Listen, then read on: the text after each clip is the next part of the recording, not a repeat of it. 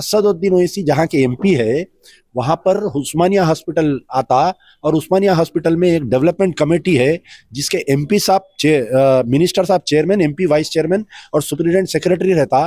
पिछले 5 साल से मीटिंग नहीं हुई, उसके फंड्स पूरे वापस चले गए गवर्नमेंट को। पोलराइजेशन करने इनको एक राजा सिंह की जरूरत है। ये वो राजा सिंह है जो सरकार दो आलम सल्लल्लाहु अलैहि वसल्लम की शान में गुस्ताखी किया। ये वो राजा सिंह है जो गोशा महल असेंबली कॉन्स्टिट्यूंसी का एमएलए है, that is a part and parcel of Hyderabad parliament. ये वो राजा सिंह का एरिया है जहां पर दारुसलाम एमआईएम का हेडक्वार्टर है। तो आप बतलाइए, अगर इन्हों चाहे अगर, तो राजा सिंह 2 मिनट में इलेक्शन हारता। इन्हों खुद नहीं चाहते। अवैसी की जो फैमिली है वो माइग्रेटेड फ्रॉम औसा। एक्चुअल ये लोग अवैसी नहीं है, ये कोई अवैस खत्म रहमतुल्लाह अलैह की आल औलाद में से नहीं है। ये लोग जैसा बताते कि हम उनसे हमारा ताल्लुक है बोल के। अवैस खत्म रहमतुल्लाह अलैह ना शादी की है ना उनको औलाद हुई उनको। ये लोग औसा बोलकर कर्नाटका में एक मुकाम है, वहां से माइग्रेट होकर फैमिली आई। तो आप उनको तेलंगाना से हैदराबाद से जोड़ रहे, मुझे हैरत हो रही। कोई पहचान नहीं है, सिर्फ माल प्रैक्टिस से, जुल्म जबरदस्ती से, पैसे से, गुंडागर्दी से आप इलेक्शन जीत के आप जो है 5 साल में फिर मोदी को चैलेंज कर रही। आप तेलंगाना में इलेक्शन लड़ रहे साहब, हैदराबाद से आप बाहर निकल के सिकंदराबाद में इलेक्शन नहीं लड़ते। आप यूपी में जाके 110 सीट लड़ रही, आप गुजरात में जाके इलेक्शन लड़ रही, आप जाके बंगाल में इलेक्शन लड़ रही, अब आप राजस्थान में इलेक्शन लड़ रही। कल आप असदुद्दीन ओवैसी से इंटरव्यू लेके पूछिए कि साहब आप तेलंगाना में क्यों नहीं लड़ रही। मोहम्मद खदीर नामी एक आदमी को लाकअप में शक की बिना पे टॉर्चर करके मार डाली, कोई इंक्वायरी नहीं हो रही। हमारी तेलंगाना की फ्रेंडली पुलिस, जो पूरे हिंदुस्तान में कहीं सुने आप जुडिशियल कस्टडी में एनकाउंटर होता बोल के? आज तक सुने आप? नहीं। हमारे पास जुडिशियल कस्टडी में एनकाउंटर होता। आप कहीं सुने हिंदुस्तान में 5 मस्जिदों को चीफ मिनिस्टर बैठ के तोड़ा दिया बोल के? यहाँ पर हमारे कने 5 मसाजिद को शहीद कर दिया गया। सेक्रेटेरिएट में 2 मसाजिद को शहीद कर दिया गया। आपके अंबरपेट की मस्जिद को शहीद कर दिया गया। एयरपोर्ट की आपके नारायणपेट में एक आशुर खाना था 300 साल पुराना, उसको शहीद कर दिए। कोत्तागुड़म फॉरेस्ट में, फॉरेस्ट एरिया में है बोल के मस्जिद शहीद कर दिए। बाजुक मंदिर है उसको नहीं कर रही, नहीं हटा रहे उसको। तो यहाँ पर हमारे कहने हर वो चीज होती जो इंडिया में कहीं भी नहीं होती। स्वागत है आपका जर्नो मिरर में। मैं मोहम्मद अली। आज हमारी चुनावी यात्रा पहुंच चुके हैं हैदराबाद की याकूतपुरा विधानसभा में, और हमारे साथ मौजूद हैं अमजदुल्ला खान। अमजदुल्ला खान मजलिस बचाओ तहरीक के उम्मीदवार हैं इस विधानसभा से। तो आइए उनसे बात करेंगे, क्या है यहाँ के मुद्दे, क्या है उनके सामने चुनौतियाँ। अमजदुल्ला साहब, स्वागत है आपका। और ये बताइए, आप चुनाव लड़ रहे हैं इस बार यहाँ से विधानसभा, क्या चुनौतियाँ आपके सामने आ रही है? देखिए, मैं आपको ये बात क्लियर करना चाहता हूं कि यहाँ पर जो इलेक्शन होते हैं हमारे हैदराबाद पार्लियामेंट के जो 7 सीट्स हैं, यहाँ पर पूरे हिंदुस्तान में जो इलेक्शन होता वो काम की बुनियाद पे और मुद्दों पे इलेक्शन होता। हमारे यहाँ पर जो इलेक्शन होता वो जज्बाती तकारीर और जज्बाती नारे, कोई डेवलपमेंट की बात नहीं होती। और इलेक्शंस आर डिज़ाइन, कहीं भी हिंदुस्तान में वर्ड नहीं सुनेंगे आप। यहाँ पर हमारे कहने पूरा स्टीरियोटाइप डिज़ाइन होता है। इलेक्शन पहले से तय होता है कि कौन कहाँ से इलेक्शन जीतेगा, कौन कहाँ से इलेक्शन करेगा। ये एक पूरा माफिया है ये इलेक्शन मिशनरी। यहाँ पर जो है, जो वोटर लिस्ट बनाई जाती है हैदराबाद पार्लियामेंट के एवरी असेंबली कॉन्स्टिट्यूंसी में 20 या 25 हज़ार बोकस, डुप्लीकेट, मल्टीपल वोटर्स है। दूसरी चीज, जो पुलिस ऑफिसर्स ड्यूटी पे आते, they have been brought on that duty. 6 महीने पहले, इलेक्शन से पहले उनको लाया जाता है खास तौर पे कि यहाँ पर जो है एंड यानी एमआईएम पार्टी के खिलाफ में जो कैंडिडेट है उनको हैरेसमेंट करना बोल के। तो यहाँ पर जो है इलेक्शन कोई मुद्दों की बुनियाद पे नहीं होता। असदुद्दीन ओवैसी मोदी को गालियां देते हैं, मोदी अमित शाह आके बोलते हैं असदुद्दीन ओवैसी जैसा हम निजाम सरकार को मार के भगाया, ओवैसी परिवार को भी हम। अब उसके बाद में क्या हो जाता, इलेक्शन में पोलराइजेशन हो जाता। यहाँ पर हिंदू लोग जो है राजा सिंह को जिंदाबाद बोलते हैं, मुस्लिम लोग जो है असदुद्दीन ओवैसी। तो हम कई साल से ये कोशिश कर रहे हैं कि इलेक्शन में पोलराइजेशन ना हो और मुद्दों की बुनियाद पर इलेक्शन हो। आप जो है, जहाँ पर आप 60 साल से जहाँ पर नुमाइंदगी कर रहे हैं, वहाँ पर ना गवर्नमेंट स्कूल है, वहाँ पर आज भी पोल्यूशन की वजह से बच्चे बीमार पड़ रहे हैं, वहाँ पर जो है कोई हॉस्पिटल नहीं रहने की वजह से the public is being forced to approach the corporate hospital, lakhs of rupees उनके हॉस्पिटल्स में जा रही। तो यहाँ पर जो सिस्टम का फेलियर है, हम उसको मंजर आम पर ला रही और हमारा काम है कोशिश करना। हम पिछले 93 से हम लोग इलेक्शन लड़ते आ रहे हैं। अच्छा, आप कह रहे हैं कि यहाँ पे हेल्थ अच्छा नहीं है, एजुकेशन सिस्टम अच्छा नहीं है, लेकिन ओवैसी जब हैदराबाद से बाहर चुनाव लड़ते हैं अन्य राज्यों में, तो इसी बिना पर चुनाव लड़ते हैं कि हमने हैदराबाद में बहुत काम किया, आप हमारे स्कूल आके देखिए, आप हमारा हॉस्पिटल देखिए, आप हमारा एजुकेशन सिस्टम देखिए। लेकिन आप तो कह रहे हैं ऐसा कुछ नहीं है। नहीं, आप देखिए, you are a journalist, I am speaking to a journalist from Delhi, not from Hyderabad. तो आप जो है एक 10 दिन आपका स्टे एक्सटेंड कर दीजिए, 29 पोलिंग तक आप यहाँ पर रहिए। मैं मेरे कुछ बच्चों को देता हूँ, आप उनके साथ पूरे एरिया में फिरिए। आप यहाँ पर सड़कें कैसी है देखिए, यहाँ के गवर्नमेंट स्कूल्स की हालत क्या है। अरविंद केजरीवाल को 9 साल मिले और अरविंद केजरीवाल वहाँ पर जो है दिल्ली में एजुकेशन सिस्टम को ये कर दिया कि आज वहाँ के मंत्रियों के बच्चे जो है गवर्नमेंट स्कूल में पढ़ रहे हैं। अमानतुल्लाह खान मेरे बेहतरीन दोस्त है, वो मुझे 4 स्कूल लेके गए वहाँ पर दिल्ली में। वो स्कूल्स देख के मैं परेशान हो गया कि हमारे यहाँ कॉर्पोरेट स्कूल भी नहीं है, तो गवर्नमेंट स्कूल की तो बात ही छोड़ दीजिए। कई गवर्नमेंट स्कूल में यहाँ पर बाथरूम्स नहीं है, कई गवर्नमेंट स्कूल में लाइट नहीं रहती यहाँ पर। आप बताइए, जब आपका ने एजुकेशन सिस्टम नहीं है तो definitely the public will fall prey to the private education system. अच्छा, अब यहाँ पर गवर्नमेंट हॉस्पिटल्स, आप बिल्कुल ये ब्रिज से आगे उतरिए, राइट में जो है टीबी हॉस्पिटल है, 75 ईयर्स ओल्ड टीबी हॉस्पिटल है वहाँ पर, ट्यूबरक्लोसिस का हॉस्पिटल, मशहूर हैदराबाद का टीबी हॉस्पिटल था यहाँ पर। और एक पुलिस हॉस्पिटल बोल के आगे है, आप जाइए जाके देखिए, कहीं जंगल में आ गए वैसा महसूस होता आपको हॉस्पिटल में गए तो। कल सुबह मैं मेरा गाड़ी ड्राइवर आपको देता हूँ, आप वो हॉस्पिटल जाके देखिए। आप उस्मानिया हॉस्पिटल की हालत देखिए, आप गवर्नमेंट मैटरनिटी हॉस्पिटल पेटला बुरुज की देखिए। असदुद्दीन ओवैसी जहाँ के एमपी है, वहाँ पर उस्मानिया हॉस्पिटल आता, और उस्मानिया हॉस्पिटल में एक डेवलपमेंट कमेटी है जिसके एमपी साहब मिनिस्टर साहब चेयरमैन, एमपी वाइस चेयरमैन और सुप्रिटेंडेंट सेक्रेटरी रहता। पिछले 5 साल से मीटिंग नहीं हुई, उसके फंड्स पूरे वापस चले गए गवर्नमेंट को। तो ना तो यहाँ पर आप बताइए पूरे इंडिया में मेट्रो ट्रेन आ रही, पूरे तेलंगाना में मेट्रो ट्रेन आ रही। आप हैदराबाद में देखे मेट्रो ट्रेन, आप दिल्ली वाले मेट्रो ट्रेन में कैसा घूमते आप लोग, आपको ऑटो की किराए की जरूरत नहीं, एक दूसरे पे आप लोग मेट्रो से फिर लेते आप लोग। आप हैदराबाद में कैसा फिर रहे हैं बताइए आप, you are spending hundreds of rupees on autos rents में या कार वो लेके फिर रही। तो यहाँ पर मेट्रो क्यों नहीं है, पूछिए आप उनसे। ये बात सही है, हम भी मतलब यहाँ पे 4-5 दिन से घूम रहे हैं, हमने देखा है यहाँ पे ट्रैवलिंग बहुत महंगा है, ऑटो में किराया महंगा है, बस का किराया महंगा है। दिल्ली के मुकाबले देखा जाए तो 50% का मतलब वो इस अबोव होता है 50%। तो क्या लगता है कि मतलब इस तरह क्यों है, जबकि क्या कहते हैं दिल्ली में बसें भी फ्री हैं महिलाओं के लिए, यहाँ पे बसों में इतना किराया है। देखिए, दिल्ली में पूरा महिलाओं को बस पास दे, यानी उनका इलेक्शन मैनिफेस्टो था, वहां पर वो अमल में आया। उसके बाद में उनका देख के कर्नाटका वाले करे, कर्नाटका में भी महिलाओं के लिए है। अब यहाँ पर कांग्रेस भी अपने 5 पॉइंट प्रोग्राम में वो बात लाई है कि यहाँ पर महिलाओं को पूरा हम तेलंगाना में बस सर्विस फ्री देंगे बोल के। तो इसमें बात यह है कि जो आपका इलेक्शन, जो आपका एमपी एमएलए हैदराबाद में 35 एमएलए है यहाँ पर हर सिटीजन ऑफ हैदराबाद, उसको जो है ट्रैफिक का चालान होता। आप मेरी स्पीच में सुने होंगे, मैं बोला यहाँ पर जितने लोग ठहरे हुए सबसे पूछिए आप, हर हैदराबादी को ट्रैफिक पुलिस के कम से कम 5,000 रुपए एवरी मंथ देना पड़ता हूँ। एक जुल्म है यहाँ पर ट्रैफिक पुलिस का। आप नमाज को जा रहे हैं, चालान। केसीआर तो कह रहे हैं यहाँ की जो पुलिस है वो फ्रेंडली है। हाँ, फ्रेंडली पुलिस ही कर रही है सब काम। फ्रेंडली पुलिस लेके जाके मोहम्मद खदीर नामी एक आदमी को लाकअप में शक की बिना पे टॉर्चर करके मार डाली, कोई इंक्वायरी नहीं हो रही। हमारी तेलंगाना की फ्रेंडली पुलिस, जो पूरे हिंदुस्तान में कहीं सुने आप जुडिशियल कस्टडी में एनकाउंटर होता बोल के? आज तक सुने आप? नहीं। हमारे पास जुडिशियल कस्टडी में एनकाउंटर होता। आप कहीं सुने हिंदुस्तान में 5 मस्जिदों को चीफ मिनिस्टर बैठ के तोड़ा दिया बोल के? यहाँ पर हमारे कने 5 मसाजिद को शहीद कर दिया गया, सेक्रेटेरिएट में 2 मसाजिद को शहीद कर दिया गया, आपके अंबरपेट की मस्जिद को शहीद कर दिया गया, एयरपोर्ट की आपके नारायणपेट में एक आशुर खाना था 300 साल पुराना, उसको शहीद कर दिए। कोत्तागुड़म फॉरेस्ट में, फॉरेस्ट एरिया में है बोल के मस्जिद शहीद कर दिए। बाजुक मंदिर है उसको नहीं कर रही, नहीं हटा रहे हैं उसको।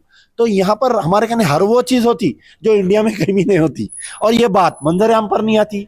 हमारे कहने जो मीडिया आता, नेशनल मीडिया को कोई ताल्लुक नहीं है आज तक, ये वो सिर्फ आते, स्टीरियोटाइप इंटरव्यू लेते, सवाल क्या करना जवाब क्या देना वो पहले से रहता।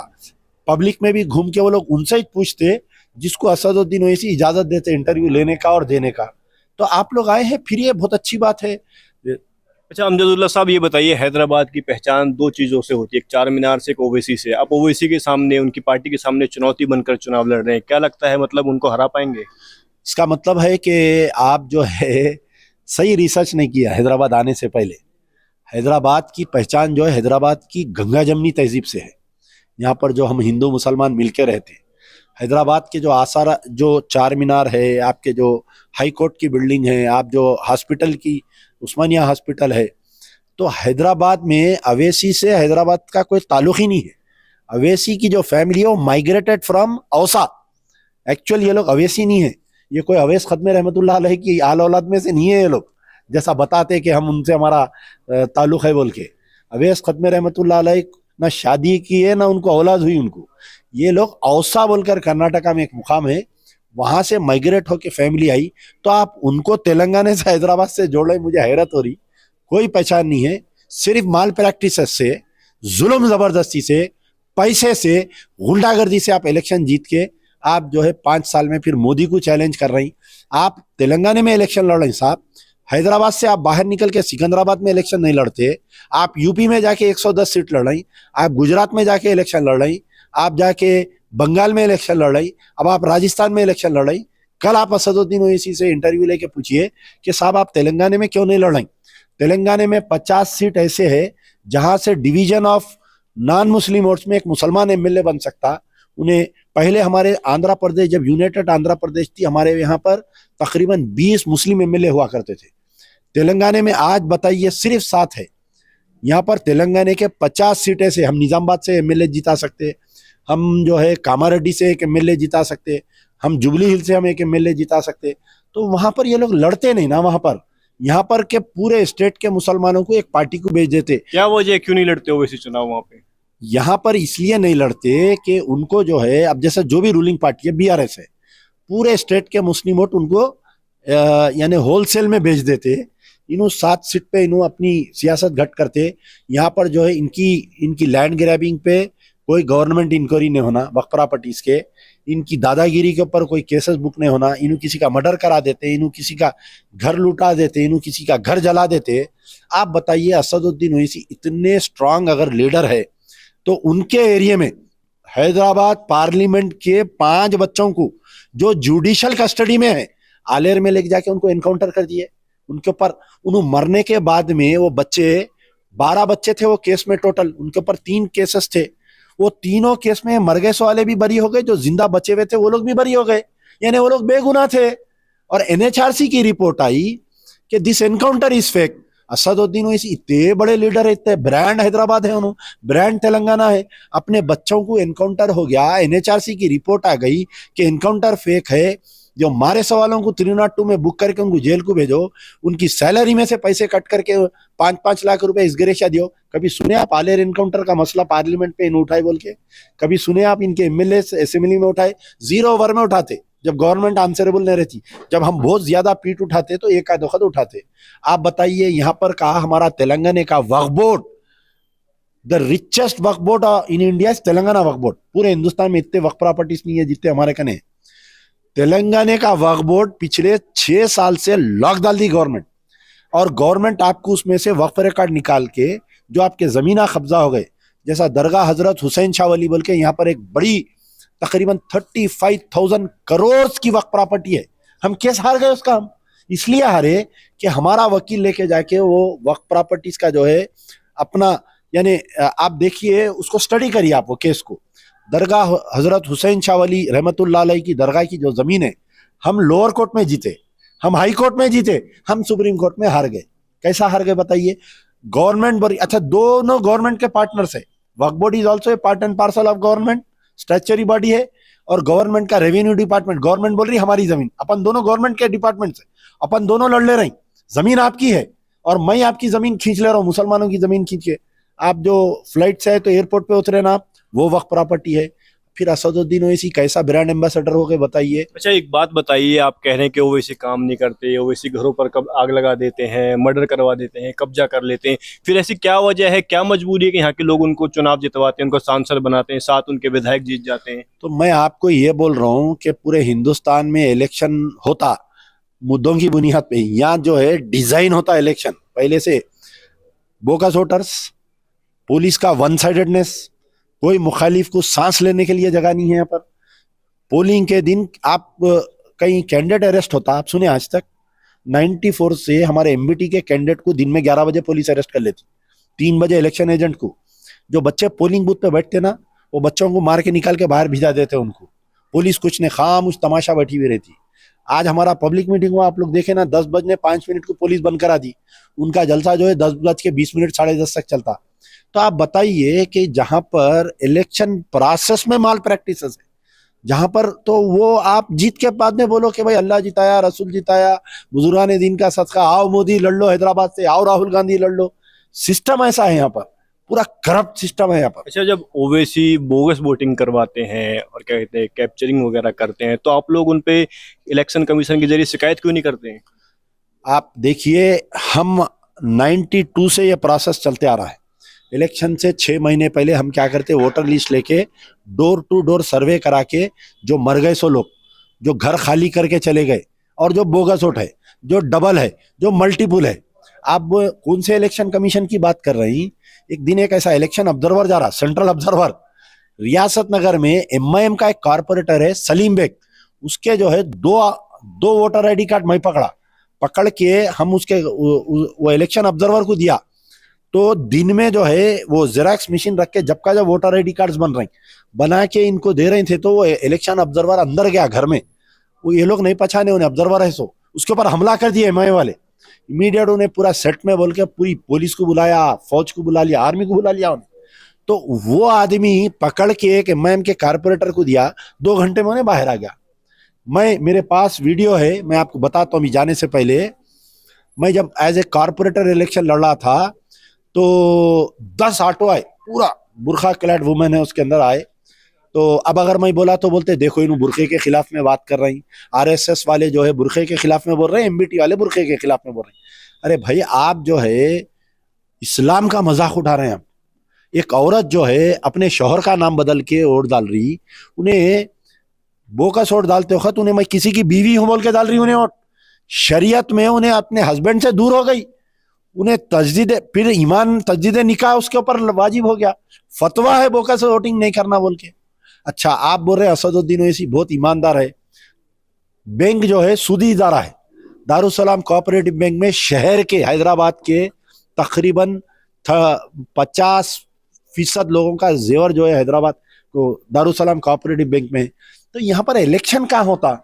मैं तो आप लोगों को दावत दे रहा हूँ ना साहब, पोलिंग तक रुक जाइए आप लोग, पोलिंग के दिन फिरिए याकुतपुरे में मेरे पीछे, आप लोग पास ले लीजिए लोकल यहाँ पर जर्नलिस्टों से मिलके, आप खुद देखिए ना, आप खुद निकालिए, ताकि ये बात बाहर जा सकती, हो सकता हमारा जो नेशनल मीडिया खामोश बैठा हुआ है, कुछ शर्म आएंगी उन लोगों को, अपने ये चैनल वाले बता रहे हैं ये सब चीज बोल। अच्छा, एक बात बताइए, ओवैसी बड़ी बड़ी बातें करते हैं, लेकिन उन्हीं की विधानसभा में, उन्हीं की लोकसभा में गोसा महल से डी राजा चुनाव जीतते हैं, चुनाव लड़ते हैं, ओवैसी उनके खिलाफ उम्मीदवार ही नहीं उतारते। क्या लगता है बीजेपी और ओवैसी का अलायंस है क्या वहाँ पे? देखिए, इन्हों पूरे हिंदुस्तान में फिर के, इनकी वजह से यूपी में बीजेपी सरकार बनी, इनकी वजह से जो है लास्ट टाइम कर्नाटका में, महाराष्ट्र में बीजेपी शिवसेना सरकार बनी थी। तो इन्हों क्या देख रहे हैं, हर जगह उम्मीदवार ठहरा के 5 से 10 हजार वोट काट ले रहे हैं। अब यहाँ पर क्या है, एक बड़ा खेत है, वहां पर चूड़ियों को दूर रखना बोलते, एक पुतला रहना है। आज राजा सिंह है, पहले परवीन तोगाड़िया था, आइन इलेक्शन के करीब में परवीन तोगाड़िया आता, वो भाग्या लक्ष्मी मंदिर में पूजा करता, पूजा करके उन्हें जो है एक स्टेटमेंट दे देता कि कुरान की कोई आयत को बदल दो, जिहाद को निकाल दो उसमें से। इन्हों अवैसी फौरी इलेक्शन को पोलराइजेशन हो जाता। तो इलेक्शन को पोलराइजेशन करने इनको एक राजा सिंह की जरूरत है। ये वो राजा सिंह है जो सरकार दो आलम सल्लल्लाहु अलैहि वसल्लम की शान में गुस्ताखी किया।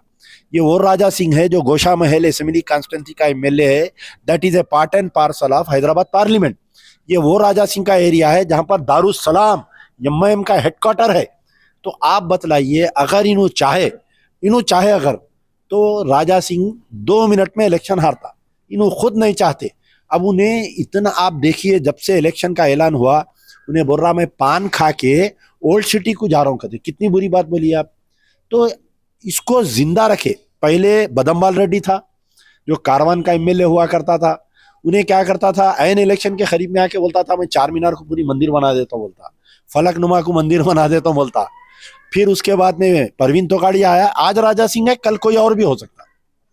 अच्छा, ये बताइए, अगर आप चुनाव जीतते हैं यहाँ से, तो क्या समस्याएं हैं जिनका आप समाधान करेंगे? देखिए, Yakutpura assembly constituency is the oldest assembly constituency of Telangana. आप सुन के हैरत करेंगे कि वहाँ का सबसे पहले जो ड्रेनेज सिस्टम है, सीवरेज SWG, और वहाँ का जो पानी का लाइंस जो पुराने निज़ाम के ज़माने के बिछाए हुए है, पोल्यूशन के जो केसेस रिपोर्ट होते और ये जो वायरल डिजीजेस हो रही सबसे ज्यादा याकूतपुरे में रिपोर्ट होते। ऑन रिकॉर्ड है ये, गवर्नमेंट हॉस्पिटल्स का रिकॉर्ड है। दूसरी चीज ये है कि यहाँ का जो याकूतपुरे का हेल्थ सिस्टम है, कोई बड़ा हॉस्पिटल नहीं है पूरे याकूतपुरे में। हम चाहते कि गवर्नमेंट का मल्टी स्टोरेज जबरदस्त सुपर स्पेशलिटी हॉस्पिटल होना, जहां पर जो है बच्चा पैदा होके बड़ा कोई अगर आदमी है, कैंसर, बीपी, किडनी फेलियर, उसका जिस तरीके से दिल्ली में हॉस्पिटल में इलाज फ्री होता, हम चाहते हैं कि याकूतपुरे में वैसे एक दो सुपर स्पेशलिटी गवर्नमेंट के हॉस्पिटल्स बने। जैसा दिल्ली में एक स्कूल में आप जाके देखे तो तबीयत खुश हो जाना, वहां पर इतने जबरदस्त स्कूल से। कॉर्पोरेट स्कूल साथ शर्म खा रहे हैं दिल्ली के स्कूलों को देख के। मंत्रियों के बच्चे, एमएलए, एमपीओ के बच्चे जाके वहाँ गवर्नमेंट स्कूलों में पढ़ने पे मजबूर हो जा रहे हैं वो लोग। तो हम यहाँ पर याकूतपुरे में कोई स्कूल नहीं है, कोई कॉलेज नहीं है, हम वो एजुकेशन सिस्टम को डेवलप करना चाह रहे हैं याकूतपुरे के। इंफ्रास्ट्रक्चर आप देखेंगे, आप रोडों पे फिरे होंगे ना ओल्ड सिटी के, कितने बड़े बड़े गड्ढे हैं देखे होंगे आप। हम वो पूरा इंफ्रास्ट्रक्चर सुधारना चाह रहे हैं। एक नेक नियति से 5 साल अवाम की खिदमत करने के लिए हम अवाम के दरमियान आए हैं। हार जीत अल्लाह के हाथ है, इंशाल्लाह जो भी होता है। आखिरी सवाल अमजद साहब, के पूरे देश में आजकल नाम बदलने का सिलसिला चल रहा है, उसी कड़ी में हैदराबाद का भी नाम बदलकर भाग्यनगर रखने की प्लानिंग चल रही है, इस पर आपका क्या कहना है? देखिए, ये आरएसएस वालों का नहीं, कोई मुद्दा नहीं है। बीजेपी, आरएसएस, विश्व हिंदू पर, all sister organisation of RSS और बीजेपी जो इनका पॉलिटिकल विंग है, ये लोग क्या करते हैं, सेंटिमेंटल गेम खेलते हैं। ये हैदराबाद को हम भाग्यश्री, भाग्यनगर बनाएंगे बोल के 50 साल से चल रहा है, नया मुद्दा नहीं है। ये लास्ट 50 ईयर से हर इलेक्शन में उठता है। अब एक नया मुद्दा उठा, आप उस पर सवाल नहीं कर रहे। ये हैदराबाद में जो है वो रिसेंटली एक फिल्म बनाई देखी है, जो रजाकारों के ऊपर फिल्म बनाई। तो यानी BJP and it's allied organisations her election में जो है एक मुद्दा लाते हैं, कौन सा तो भी, जिससे मुसलमान जज्बात में आना, मुसलमानों को ठेस पहुंचना, मुसलमान जाके एमआईएम को वोट देना, हिंदू जाके पोलराइजेशन होना, बीजेपी को वोट देना। तो यहाँ पर सिर्फ जो है ये पोलराइजेशन के लिए उठाया जा रहा है। ठीक है, बहुत बहुत धन्यवाद। तो ये थे अमजदुल्ला खान, जिन्होंने हमारे तमाम सवालों का जवाब बेबाकी से दिया।